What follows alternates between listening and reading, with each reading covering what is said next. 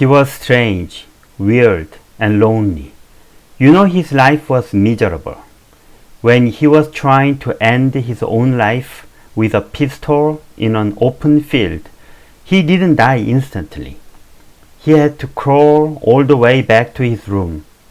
Out of frustration, anger, pain, and suffering from the wound, he said he could not do anything right in his life, even taking his own life.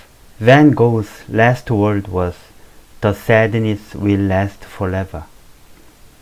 Nowadays, he is one of the most well-known artists of all times.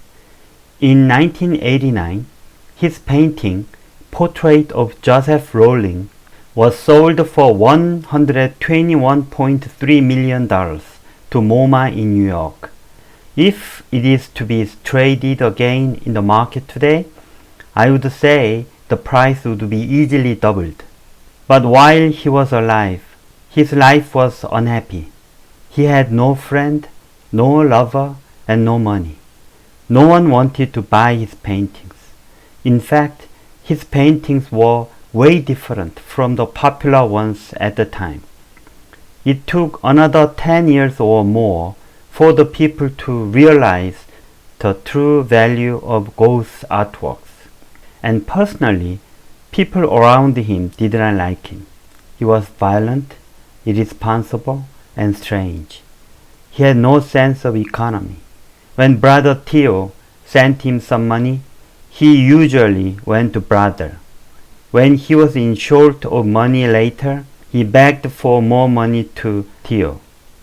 If Theo was hesitant, Gogh did everything to get the money from his brother, including making a threat to commit suicide.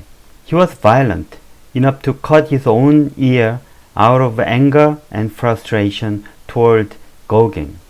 During his lifetime, those problems caused him to stay away from people in Paris and art market. However, these very problems eventually made him famous after his death. In addition to his outstanding ability as an artist, he had those stories. He was strange, erratic, and weird. He even cut his own ear. Those episodes with other made-up legend made him what he is today. Okay, Gogh cut his own ear. But have you ever heard a painter to stab his own eye? Choi of Joseon Dynasty was the one. The story goes like this. Choi was very strange, erratic, and weird. One day, a customer asked him to retouch his portrait as the customer was not happy about the details. Even though the customer was ready to pay a bunch of money for the payment, Choi did not want to modify his own drawings. So he yelled at the customer, a wealthy and noble man in the society. "Shut up! If you don't want my style, so be it." And he, out of anger and frustration, stabbed his own eye with the brush. He lost one eye forever. Obviously, he didn't like his life as an artist. He committed an artist suicide. One cold winter day, he managed to sell one painting. Then he bought a bunch of hard liquor with the money. Next morning, he was found to be frozen to death on the street after drinking all the liquor. What a dramatic life.